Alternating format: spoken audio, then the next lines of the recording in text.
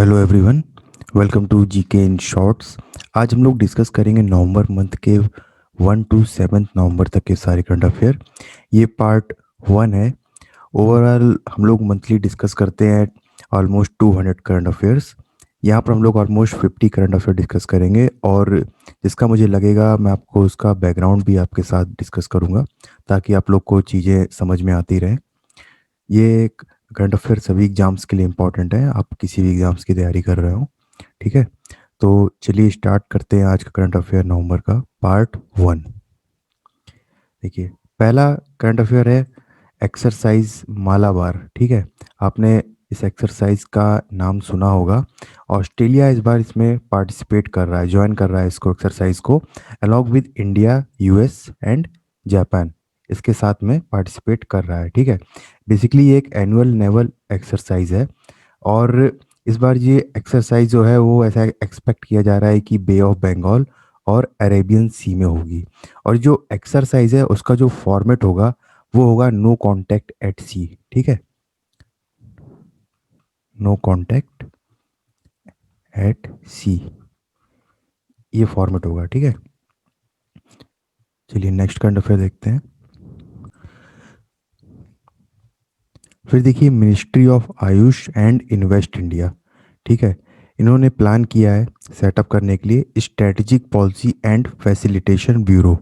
ठीक है, strategic policy and facilitation bureau. अब ये जो ब्यूरो है ये फैसिलिटेट करेगा एक सिस्टमेटिक ग्रोथ आयुष सेक्टर का। ठीक है, तो ये ब्यूरो हेल्प करेगा आयुष को, ठीक है, ताकि ये फ्यूचर के लिए रेडी हो सके, और पॉलिसी फ्रेम्स करने के लिए हेल्प करेगा उसको। तो इसको आप लोग याद रखिएगा।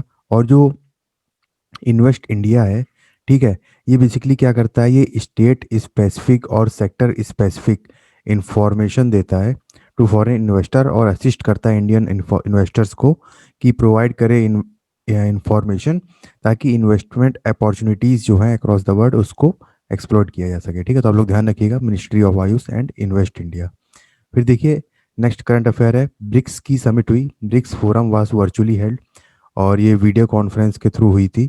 ठीक है, तो ये जो फोरम थी इसने जॉइंटली रिव्यू किया अपनी जॉइंट वर्क को, जो प्रीवियस ईयर्स के थे उसको रिव्यू किया। और ये जो सेशन था ब्रिक्स का, council were held under the themes, जो थीम्स थी वो क्या थी, कोविड-19 and the economic development of the BRICS countries, problems and actions, और दूसरी थी challenges and opportunities for sustainable development pathways to a green economy. तो इन दोनों को आप लोग ध्यान रखिएगा, थीम्स को। फिर देखिए, टाइफून गोनी, इसको आप लोग ध्यान रखिएगा, ये आया था फिलीपींस में। ठीक है, इंपॉर्टेंट है, इसको आप लोग याद रखिएगा, नाम है इसका टाइफून गोनी। फिर देखिए, एक एमओयू साइन हुआ, और इसमें ये हुआ कि डेवलप किया जाएगा हाइड्रोजन जनरेशन टेक्नोलॉजी, जो कि बेस्ड होगी बायोमास गैसिफिकेशन में। ठीक है, और ये साइन किया गया है किसके बीच में, IISc and Indian oil corporation research and development centre, इन दोनों के बीच में ये साइन किया गया है। तो बेसिकली देखिए, बायोमास गैसिफिकेशन मैं आपको बता देता हूँ क्या होता है। बायोमास गैसिफिकेशन एक प्रोसेस होता है कन्वर्ट करने का बायोमास को हाइड्रोजन या किसी अदर प्रोडक्ट्स में। तो ये जो प्रोसेस होता है, इसमें क्या होता है कि इन कंबशन नहीं होता है। ठीक है, और ये किया जाता है तीन चीज़ों की मदद से, स्टीम, हीट एंड ऑक्सीजन की मदद से। और ये जो टेक्नोलॉजी है वो पहली बार डेवलप की गई थी आईआईएससी। ठीक है, आईआईएससी के ही थ्रू ये डेवलप की गई थी फर्स्ट टाइम। तो ये आप इतनी इन्फॉर्मेशन ध्यान रखिएगा। बाकी मैंने आपको हाइड्रोजन के बारे में बताया था, हाइड्रोजन के बारे में मैं थोड़ा फिर से बता देता हूँ आपको क्या है। हाइड्रोजन देखिए सबसे ज़्यादा एबंडेंट में पाया जाता है पूरे यूनिवर्स में, और ऑलमोस्ट ग्रेटर देन 90% जो एटम्स होते हैं यूनिवर्स में वो भी हाइड्रोजन से ही बने होते हैं। ठीक है, और आप लोग ध्यान रखिएगा कि हाइड्रोजन एक बेसिकली जीरो एमिशन फ्यूल है, जो यूज होता है स्पेसक्राफ्ट प्रोपल्सन के लिए। और वाटर जो है वो केवल बाई प्रोडक्ट है, ओनली बाई प्रोडक्ट है। ठीक है, अगर इफ हाइड्रोजन फ्यूल है तो। ठीक है, तो 100% क्लीन एनर्जी है, तो इसको हार्नेस करने के लिए काफ़ी एफर्ट्स चल रहे हैं। तो ये हाइड्रोजन के बारे में इंफॉर्मेशन थी, बाकी आप लोग ये ध्यान रखिएगा। फिर देखिए, पब्लिक अफेयर इंडेक्स, इसको रिलीज़ किया गया किसने रिलीज़ किया इसको? पब्लिक अफेयर सेंटर ने, नाम याद रखिएगा। और जिसमें जिसने टॉप किया है वो स्टेट थी केरला। तो आप लोग ध्यान रखिएगा कि किसने टॉप किया है इसमें, केरला ने। और पब्लिक अफेयर इंडेक्स कौन लॉन्च करता है? Public affair centre. ठीक है। तो बेसिकली पब्लिक अफेयर सेंटर एक data data driven not for profit research think tank है। तो ये आप छोटा सा इंफॉर्मेशन है इसके बारे में। ठीक है, रिसर्च थिंक टैंक है। फिर देखिए UNESCO, United Nation Educational Scientific and Cultural Organisation. अब इसमें देखिए इसने इंक्लूड किया है Panna national park of Madhya Pradesh को under its world network of biosphere reserve, इसको इंक्लूड किया गया है। ठीक है। और ये कहाँ पे है? ये है पन्ना and Chhatarpur district of Madhya प्रदेश में, ध्यान रखिएगा, बहुत इंपॉर्टेंट है ये। इसके अलावा देखिए, ठीक है, ये है फुवा मुलाहंद, ठीक है, अडू अटोल, ये मालदीव से, इसको मालदीव की है, इसको भी शामिल किया गया है इसमें। तो इसको आप लोग याद रखिएगा, under world network of biosphere reserve. ठीक है, चलिए नेक्स्ट करंट अफेयर देखते हैं। फिर देखिए union minister of development of north east region Jitendra Singh, ठीक है, इन्होंने क्या किया है? इन्होंने इनॉग्रेट किया है Mansar lake development plan in Jammu and Kashmir. तो ध्यान रखिएगा, Mansar lake development plan Jammu and Kashmir में इन्होंने किया है। मनसर लेक देखिए एक रामसार साइट है, ये पहली बात तो मैं आपको बता देता हूँ, ये एक रामसार साइट है। ठीक है। और ये जम्मू में है। तो बेसिकली एक नेचुरल फ्रेश वाटर लेक है। और यहाँ की जो मेजर एक्टिविटी है फिशिंग वगैरह वो यहाँ पे होती है। तो इसको डेवलपमेंट प्लान एक बनाया गया है, उसमें इंक्लूड किया जाएगा। ठीक है, नेक्स्ट हम पे देखते हैं। फिर देखिए स्टेट ऑफ, हाँ, स्टेट गवर्नमेंट ऑफ छत्तीसगढ़ ने लॉन्च किया है फोर्टिफाइड राइस डिस्ट्रीब्यूशन स्कीम। अब ये स्टेटहुड सेलिब्रेशन डे करने में लॉन्च किया गया और इसका मेन एम है रिड्यूस करना malnutrition and anaemia in the state.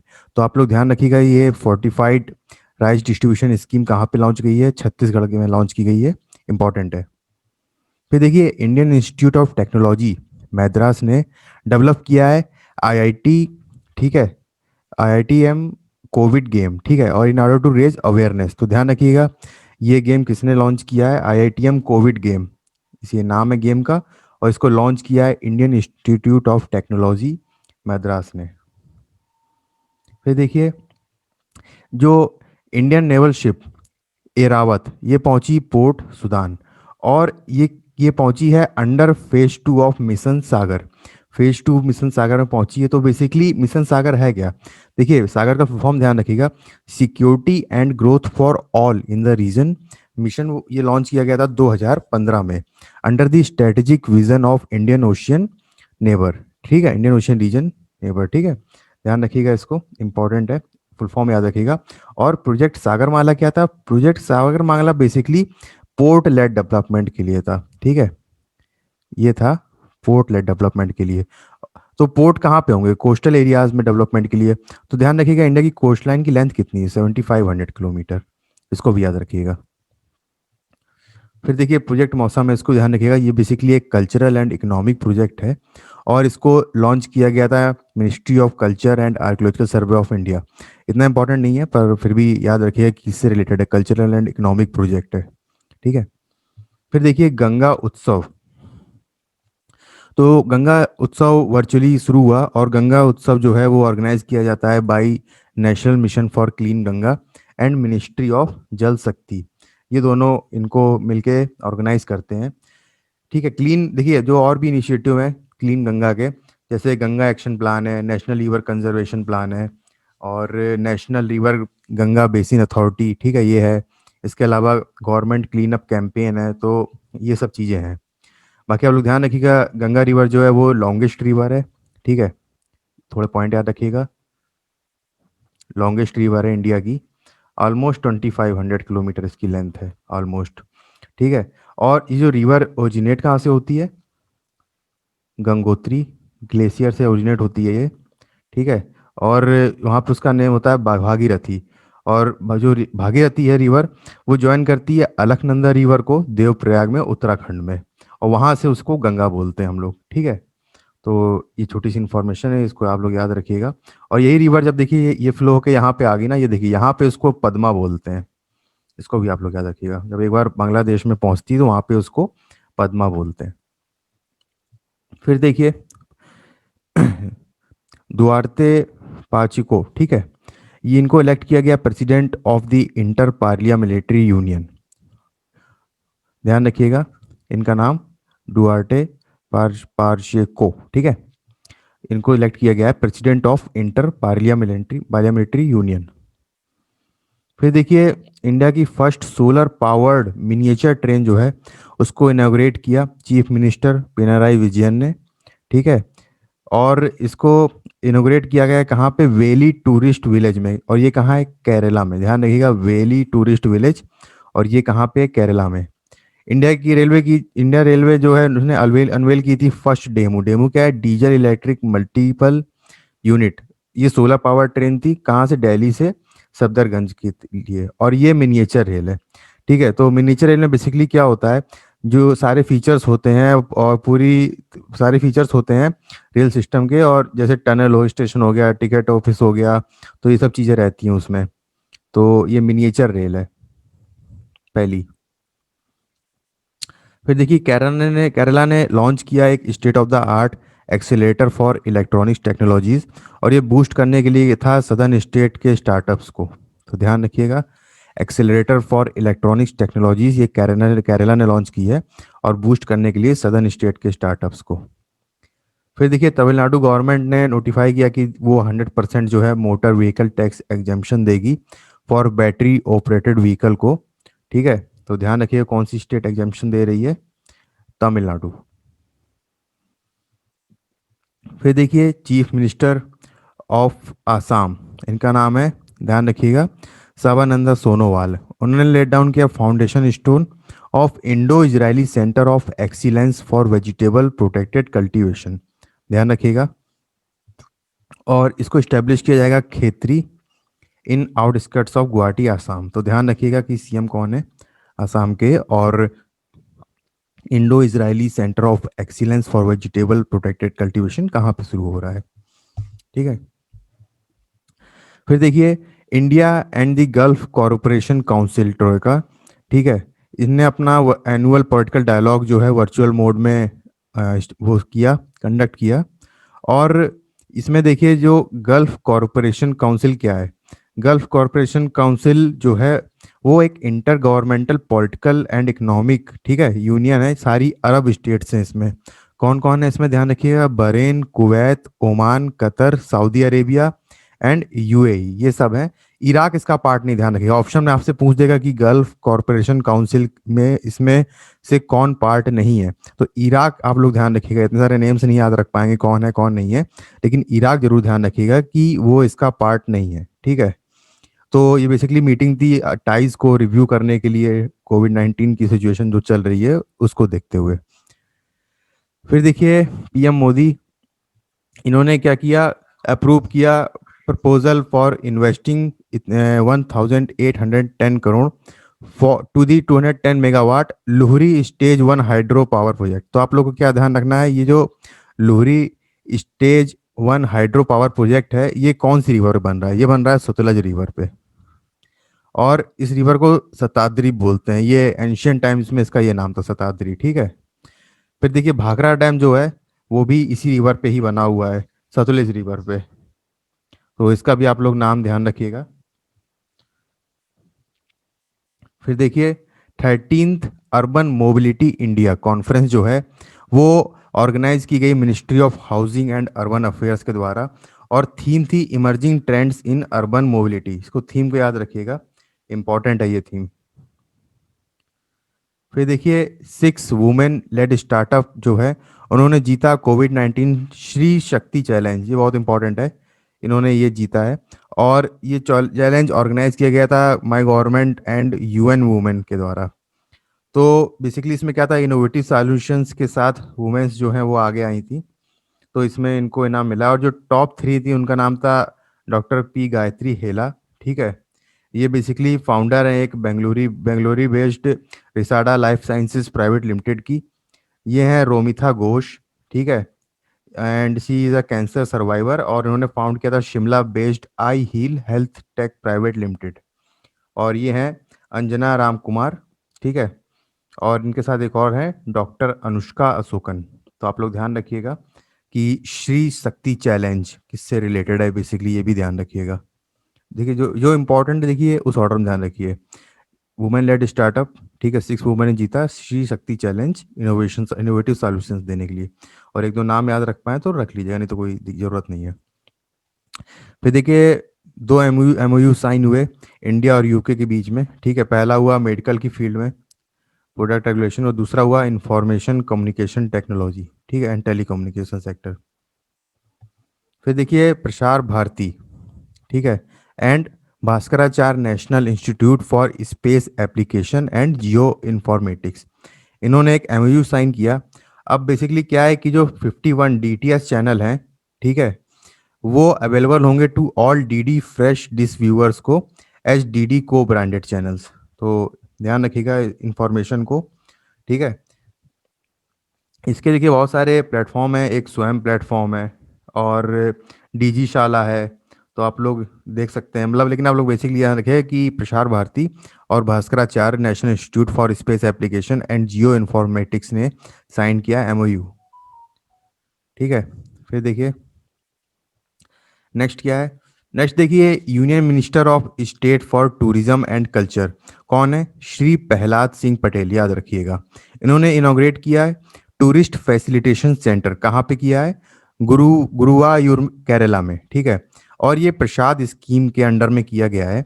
तो प्रसाद स्कीम जो है वो एक pilgrimage rejuvenation and spiritual augmentation drive है, ठीक है। और ये जो स्कीम है इसका एम है डेवलप करना इंफ्रास्ट्रक्चर को, जैसे एंट्री पॉइंट हो गया, लास्ट माइल कनेक्टिविटी हो गया, eco friendly model of modes of transport हो गया, एटीएम एंड मनी एक्सचेंज हो गया, ये सब चीज़ें।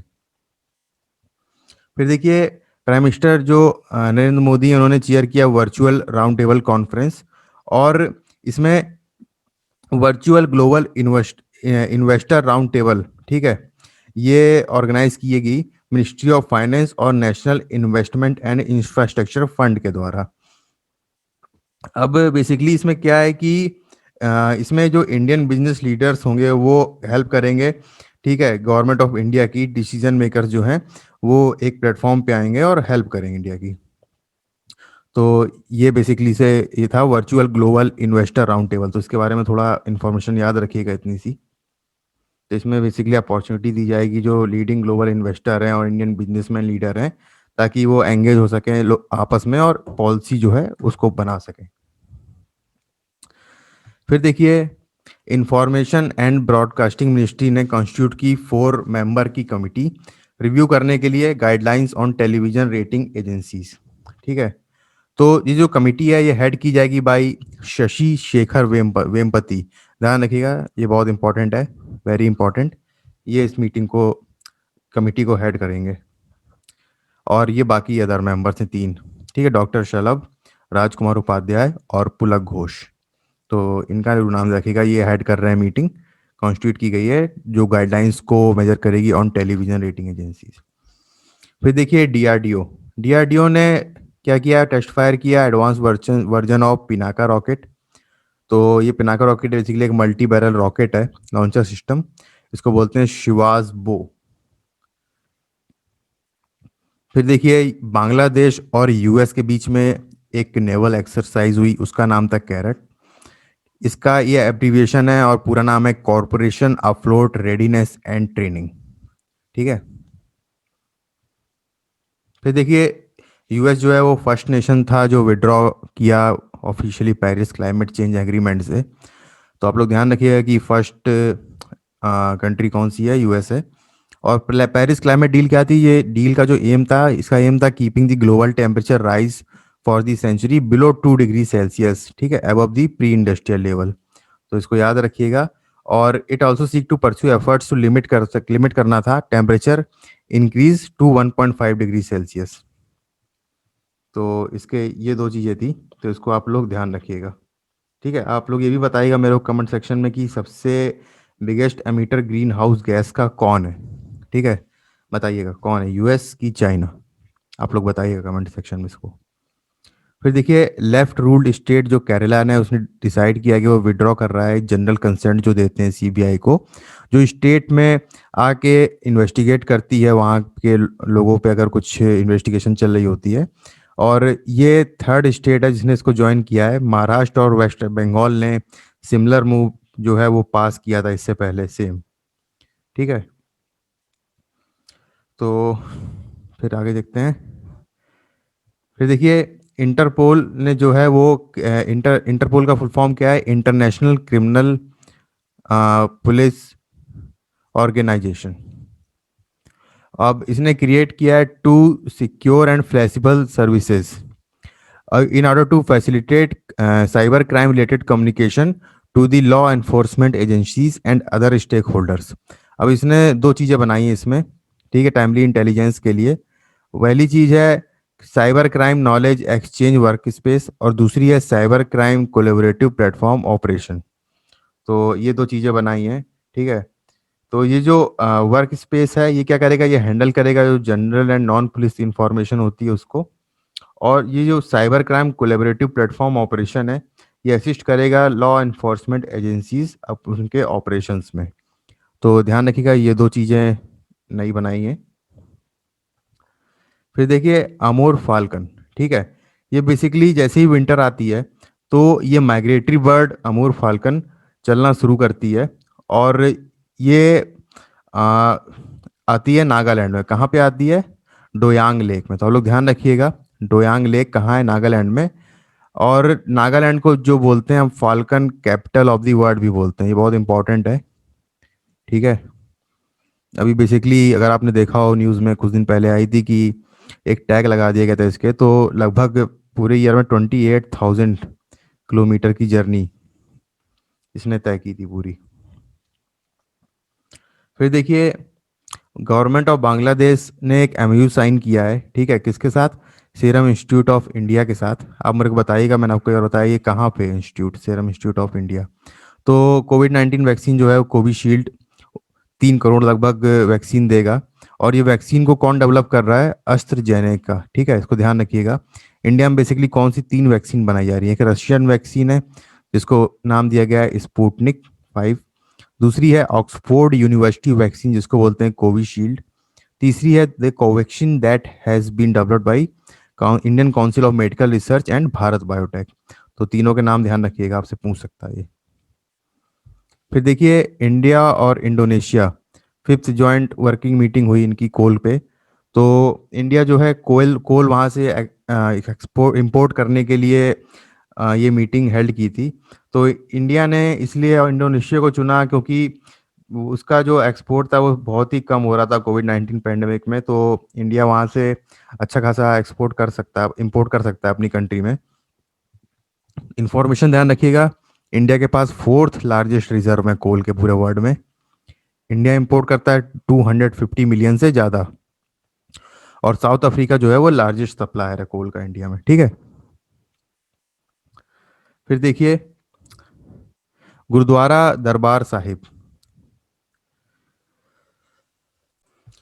तो ये थोड़ा डिस्प्यूट में इसलिए आया था कि इस जो पाकिस्तान गवर्नमेंट थी वो डिसाइड कर रही थी कि इसकी जो अथॉरिटी है इस तो वो ट्रांसफ़र की जाएगी, ठीक है, सिख बॉडी से नॉन सिख बॉडी को।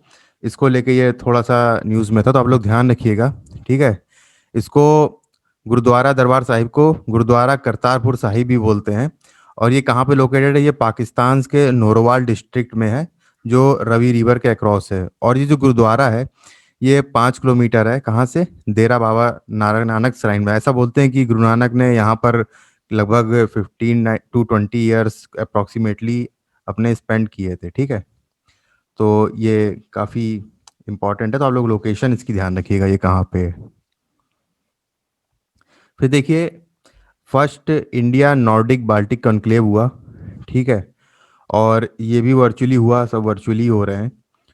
तो रिलेशंस को स्ट्रेंथन करने के लिए ये हुआ बेसिकली। तो आप लोग ध्यान रखिएगा नॉर्डिक कंट्रीज, इसमें 8 कंट्रीज थी।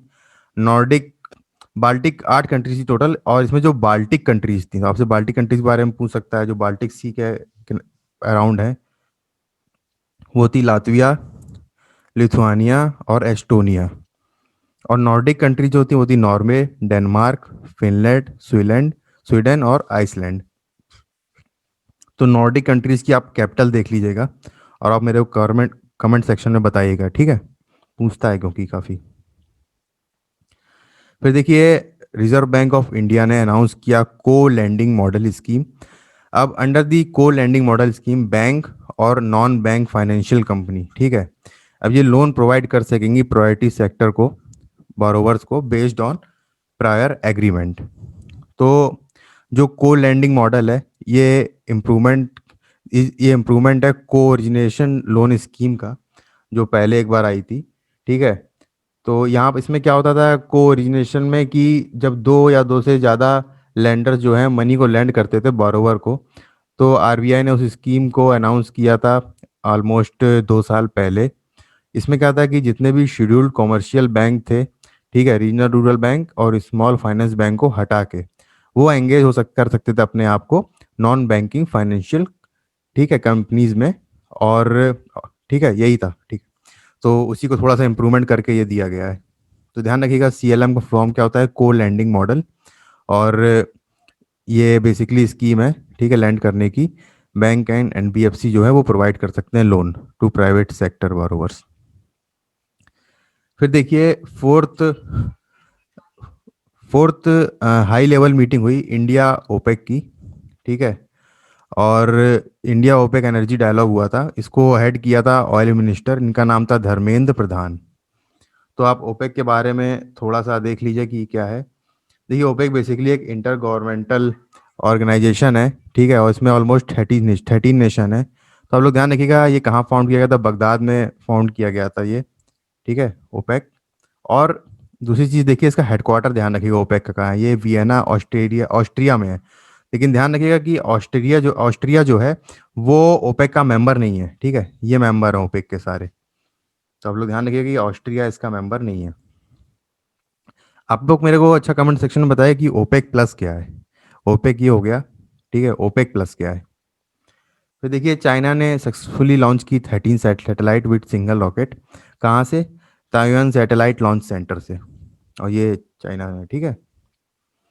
फिर देखिए, साइंटिस्ट ने डिस्कवर की लगभग 500 मीटर हाई कोरल रीफ, ठीक है। और ये ग्रेट बैरियर रीफ, ध्यान रखिएगा, ऑस्ट्रेलिया में है, ठीक है। तो वहीं पे फाउंड की गई है। ये बहुत इंपॉर्टेंट है, बहुत बार एग्जाम में पूछा गया है ग्रेट बैरियर रीफ कहाँ पे है, तो आप लोग ध्यान रखिएगा ऑस्ट्रेलिया में है। तो ये फर्स्ट कोरल रीफ है that has been discovered in 120 years. अब जो डिस्कवर्ड रीफ है ये टॉलर देना है empire state of building United State, लेकिन आप लोग मेन ये ध्यान रखिएगा कि कहाँ पे फाउंड की गई है ये, ठीक है। और ग्रेट बैरियर रीफ कहाँ पे है, ऑस्ट्रेलिया में है ये। फिर देखिए, national payment corporation of India ने अप्रूव कर दिया व्हाट्सएप मैसेजिंग ऐप जो है वो अब पेमेंट कर सकेगी, ठीक है, यूपीआई में इंट्रोड्यूस हो गई है। और व्हाट्सएप पे इसका नाम दिया गया है लॉन्च में, ठीक है, व्हाट्सएप पे इसका नाम दिया गया है। तो फ्लिपकार्ट जो है वो फ़ोन पे का है, ध्यान रखिएगा। और गूगल्स का क्या है, जी पे है। तो लगभग इनका शेयर 83% था मार्केट में अभी तक। फिर देखिए, प्राइम मिनिस्टर नरेंद्र मोदी जो है वो इनोग्रेट करेंगे ro PACS terminal. Ro pax terminal कहाँ पे है? हजीरा में है। और ये फ्लैग ऑफ करेंगे ro pax service between Hazira and Ghogha में। तो ये गुजरात में है, ध्यान रखिएगा इसको। विजन है harnessing waterways and integrating them with India's economic development, ठीक है, इसको आप लोग ध्यान रखिएगा। तो हजीरा घोघा रो रो पैक्स फेरी सर्विस है ये। तो ये आप लोग ध्यान रखिएगा, गुजरात में है। और किसके बीच में है? हजीरा एंड घोघा, ये इंपॉर्टेंट है। फिर देखिए, एक गवर्नमेंट टेकाथन हुई थी, ठीक है, और ये ऑर्गेनाइज किया था इसको IEEE ने, नेशनल इंफॉर्मेटिक्स सेंटर में, और यूरेकल ओरेकल ने। और ये ministry of electronics and information centre के अंडर में की गई थी। तो इसमें कुछ प्रॉब्लम्स दी गई थी, ठीक है, उसके सॉल्यूशंस के लिए इसमें लोगों ने अप्लाई किया था। तो ठीक है, ज़्यादा इंपॉर्टेंट न्यूज़ नहीं है। फिर देखिए, तमिलनाडु तमिलनाडु ने टॉप किया है, बेस्ट स्टेट बन के आई है अंडर नेशनल वाटर अवार्ड। तो ध्यान रखिएगा, नेशनल वाटर अवार्ड किसको मिला है? तमिलनाडु को। ये इंपॉर्टेंट है, ध्यान रखिएगा। फिर देखिए, आईएमडी इंडियन मेट्रोलॉजिकल डिपार्टमेंट जो है वो अब मलेरिया आउटब्रेक पर भी फोरकास्ट देगा नेक्स्ट मानसून से। ठीक है, क्योंकि बेसिकली इसने एक स्टडी की थी अक्रेंस ऑफ मलेरिया में और उसका relation with rainfall Nagpur city में, तो अब वो ये भी दिया करेगी फोरकास्ट मलेरिया पे भी। तो ध्यान रखिएगा कि कौन सी एजेंसी नेक्स्ट ईयर से मलेरिया आउटब्रेक पे फोरकास्ट देगी, वो है आईएमडी। फिर देखिए वन रैंक वन पेंशन, ठीक है, स्कीम थी, लगभग 5 साल पूरे हो गए। ठीक है, और ये जो स्कीम है इसको रीडिफाइन किया गया था, इसका थोड़ा सा बेसिकली बैकग्राउंड देख लीजिए। इसमें क्या था कि जो स्कीम में जो हर पर्सनल जो है वो रिटायर होता है इंडियन आर्मी से, उसको सेम अमाउंट ऑफ पेंशन मिलती थी चाहे वो किस डेट में रिटायर हुआ हो। ठीक है, किसी कभी भी रिटायर हुआ हो। और ये मेथड लगभग 1947 से इंट्रोड्यूस किया गया था, लेकिन 1973 में इसको बंद कर दिया गया था और अभी 2014 में, ठीक है, 2008 में लॉन्च किया गया था और 2014 तक चली थी। फिर गवर्नमेंट ने उसको फिर से स्कीम को रीडिफाइन किया 2015 में। तो अब बेसिकली क्या है, करंटली यूनिफॉर्म पेंशन जो है वो दी जाती है रिटायरिंग डिफेंस पर्सनल को, चाहे वो किसी भी रैंक में हो और जो भी उनकी लेंथ सर्विस रही हो। और जो पेंशन है वो दी जाती है एक लगभग 50% जो उनको उन्होंने लास्ट सैलरी ड्रॉ की होती है उस पे। ठीक है, तो ये 1 to 7 तक के करंट अफेयर थे। पीपीटी मैं आपको डाल दूंगा, उसमें आप लोग वहाँ से ले लीजिएगा टेलीग्राम ग्रुप से। ठीक है, तो अभी आज के डिस्कशन में इतना ही था और मिलते हैं नेक्स्ट वीडियो के साथ। अगर आपको वीडियो अच्छा लगा हो तो इसको ज़रूर लाइक करिएगा और चैनल को भी सब्सक्राइब कर लीजिएगा ताकि आप लोग को रेगुलर नोटिफिकेशन इसका मिलता रहे। ठीक है, तो चलिए एंड करते हैं फिर। Thank you very much.